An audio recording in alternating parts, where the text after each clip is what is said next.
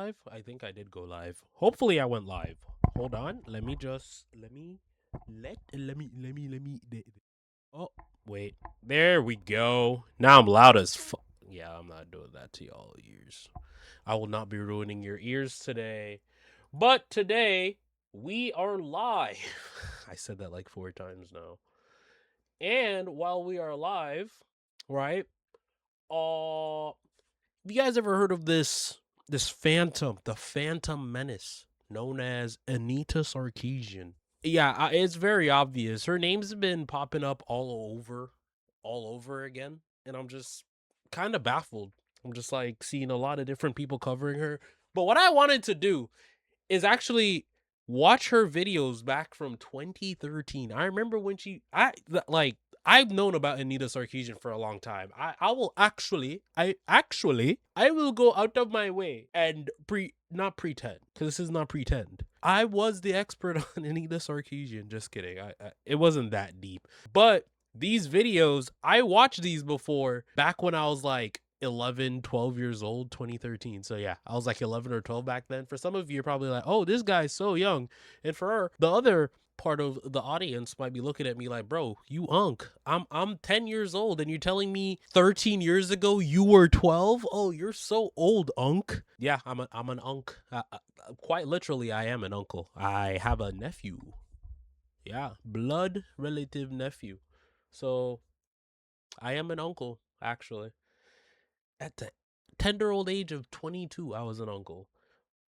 But moving forward, if you guys never heard of Anita Sarkeesian before, let me just show this. This is the channel. Whoa, not this one. Not this one. There we go. This is the channel. Look, you see up the top, it says, I am desperate. Please give me subs. Give me all the bread, please. I need more bread, sir. But I never subscribed to the channel, thank God. One of the good things I did in my life was not subscribing to the channel. But right here, this is the Feminist Frequency YouTube channel. As you can see, they have a lot of feminist topics, because you know it's a feminist YouTube channel. I just said that. But this was like BuzzFeed level era of stuff. If you guys don't remember BuzzFeed were the people who made like the cool "Are you gay?" tests. And if you answered liking too many things, that was a little bit on the sweet side. Like, oh, you like taking long walks at the beach? Ah, yeah, you might be gay. It's the same era of YouTube, same era of media, social media that we're talking about. Back when a news story about a lady having 3 boobs was the biggest thing ever. Nowadays, people are sleeping with like 5,000 men just for a trend. It's so cool. You know, Feminist Frequency podcast. I didn't even know they did podcasts. Like, holy shit, podcasts. Good for you. They had the summer camp series. This is 2 weeks ago, actually. We're not watching that. But, you know, focus on the family, which is crazy because a lot of the stuff nowadays is promoting not having a family or having kids. It's, yeah, that unless it's talking about, you know, your found family, you know, the people that you just randomly became friends with in a random class period, and you're just like, oh, I guess we're friends now. This is the series that we're looking for right here. Tropes in video games. Tropes versus women in video games. Season 1, Season 2. Oh, so there were... I think I might have to go back. So I think the 2011... Oh my God, my memories of the 2013 Season 1, Season 2, but there's actually a precursor to that. Well constructed. Oh, it's a 5-minute long video. Even better. Number 1, the Manic Pixie Dream Girl. Well, there we go. With Bitch Media. A trope is a common pattern in a story or a recognizable attribute in a character that conveys information to the audience. A trope becomes a cliche when it's overused. Sadly, some of these tropes often perpetuate offensive stereotypes. The Manic Pixie Dream Girl. According to Hollywood, men are often written as the great protectors, the heroes, the creators, and the inventors. But sometimes all that pressure of running the entire world really gets them down. Enter the Manic Pixie Dream Girl, the shining... You see, the thing about the early 2010s feminism, it made more sense because back at this time, look at this woman. This woman is like freshly out of high school, probably like 22, I'm assuming. I don't know how old she actually was, but just think about it. Someone my age, maybe even a little bit younger, making videos like this, it makes sense because the types of people you're talking about are the types of people that there is to complain about, which, back then when this was happening, it made sense. But back then, this was still looked at as a joke. Why was this still looked at as a joke? Back then, you making these things like, okay, there's a trope that people like to watch. There's a trope that I need to be careful with this little Mikey mic. There's a trope that people like to watch, and I hate it.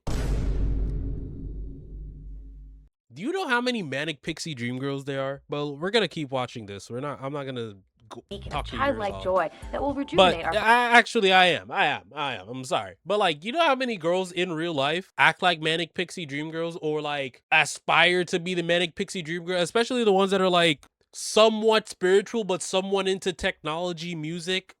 Run very, very fallen far. hero. The Manic Pixie Dream Girl is a term coined by Nathan Rabin to describe the female character who's written to help the usually white and definitely straight male hero loosen. What's wrong with okay.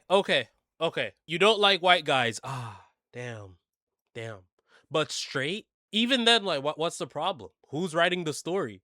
Unless if I'm in the studio and I'm writing the story, I'd make it a black guy. But the people in the studios that are making the good stories most of the times just happen to be white guys because they're literate and they are obsessed with the hobby that they made into a passion. Not saying that there's other people of color that aren't like that, because hello, me. But I'm not in the studios, so I don't expect everything to be about me. Plus, it's a blank slate character. Every fucking game and media it's a blank slate character. No matter who you are, if you see things in them personality wise that resonate with you, just attach yourself to the character. Like what the fuck? Oh, I'm Batman. Batman is not black. But sometimes if I'm up late at night and I get the urge to muscles. Yes, I must train like Batman. And I said bat, not Batty for my Jamaican audience. Batman. But yeah, back to the video. And enjoy life. Raven writes that bubbly, shallow, cinematic creature that exists solely in the fevered imaginations of that's the thing. Wait, sensitive writer-directors to teach broodingly soulful young men to embrace life and its infinite mysteries. Okay, the bubbly, shallow, cinematic creature. Okay, in the movies, yes, maybe they're shallow. In real life, if you ever met a girl who's a Manic Pixie Dream Girl, she's not shallow. There's a lot of reasons behind why she is the way she is. How's that a problem? And adventures. The Manic Pixie Dream Girl is a supporting character used to further the story. Thank God this video is only 5 minutes long. I would turn this into 30 minutes. She has no family or interests or much of a job that we ever see. She is, as the AV Club describes, on hand to lift a gloomy male protagonist out of the doldrums, not to pursue her own happiness. All of these male characters find a Manic Pixie to help them out of their depressed, uptight, and doom and gloom state, so that they can be happy, functioning members of society again. So what are women supposed to act like? Not saying that all women should just be Manic Pixie Dream Girls and not have anything going for them. But like within the context of a movie, why would they have an entire scene of her being at her job? There's obviously points and gaps in the movie where they're not in the same room together. Maybe she's at work. Okay. Let's start with Kirsten Dunst's character from Elizabethtown, who was the catalyst for Raven naming this trope. Drew Baylor, played by Orlando. Every girl that goes out to the club, to some extent, if you only see them in the club and you go clubbing with them all the time when they're not at work because they have to make money to be going out to the club. Think about it that way. Those could be considered Manic Pixie Dream Girls. Bloom has just lost his job, his girlfriend, and he decides he wants to kill himself. So just at that very moment, he gets a call from his sister saying that his father died and he needs to go handle the family affair. Drew gets on a plane and meets Claire, a flight attendant who talks to him throughout the whole flight, even though he's clearly not interested in interacting with her. Claire eventually guides Drew on a personal journey of self-exploration, growth, and embracing fun. I'm checking out this cute guy. Why are you telling me that?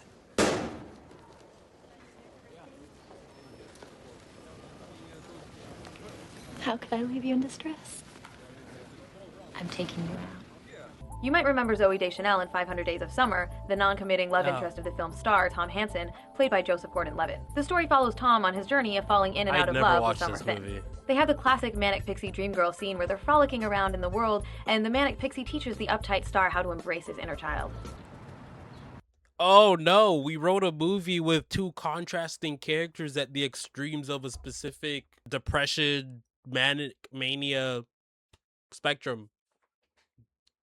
Do you want all the characters to be the same? Because that's all we have nowadays. The movies that we be having today Every character is morally gray. Nobody's too good, nobody's too bad. That's why Spider-Man good. Go watch Spider-Man. Penis. Penis. Penis. Penis. There's kids around. There are no kids around. Penis. Penis. You having fun? Yeah. It's the kind of thing you do with the puma, isn't it? Oh, we rarely left the room. Penis!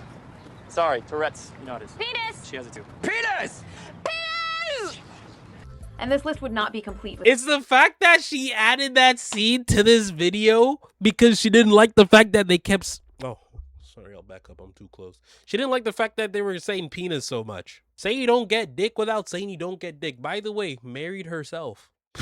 I'm being so dead ass. Anita Sarkeesian had a wedding for herself. without an appearance from Natalie Portman. Her young and bubbly childlike character in Garden State just might be the quintessential manic pixie dream girl. She's here to guide Like angsty not wait. Let me pause real quick. Yeah, Anita Sarkeesian married herself. Do you know how listen. Do you know how bad you have to be to marry yourself? Like, okay, this is not a frame of her, but do you know how bad you have to? Not bad, like you're not a baddie if you marry yourself. Because think about it. Not only did you not settle down with a man, but women weren't even an option either. And not to say, if you hate men, just jump over to women. And if you don't like either, just be by yourself. That's not exactly what I'm saying, but it's just like, damn, not a single person you put the effort into getting to know and being with them, or not a single person decided to stay with you, or you decided to stay with them. Either way, like, no relationship, I'm gonna marry myself. emo Andrew Largeman, played by Zach Braff, out of his depressed state and general gloominess, all with traditional manic pixie childlike glee. Anyway, I'm talking too much. You gotta fill out your forms. What are you listening to? The Shins. You know them? No. You gotta hear this one song. It'll change your life, I swear. Oh, I'm Oh. sorry. You have to, you gotta fill out your forms. Conundrum. Think you could, maybe listen Yeah, while I you think fill I out can the forms? handle it. Yeah. The list of manic pixies kind of goes on and on and on. Oh, wait, With how Kate is that Hudson's even character in Manic Almost Pixie? Famous, Meg Ryan in Joe versus a Volcano, I never watched Charlize Theron in Sweet November. And what about Winona Ryder in Autumn in New York, Rachel Bilson in The Last Kiss, and Alicia Cuthbert in My Sassy Girl, among others. And I bet every single one of those movies just made a lot of money. The manic pixie perpetuates the myth of women as caregivers at our very core, that we can go fix these lonely, sad men so that they can go fix the world. Do you know how many lonely, sad men we have now and the world is up in flames? That's crazy. We stopped making movies about women who help men not be depressed and fix the world, and now the world is shit. It writes it fucking self. The manic pixie dream girl is really a muse, who exists to be the inspiration for the troubled, tortured man. In fact, we should talk about this whole idea of a muse, which is the foundation for this trope. For centuries, male filmmakers, writers, painters, artists of all kinds have often cited women as the inspiration for their brilliant masterpieces. I swear, if I hear one more story like this, I'm going to scream. Or puke. Or both.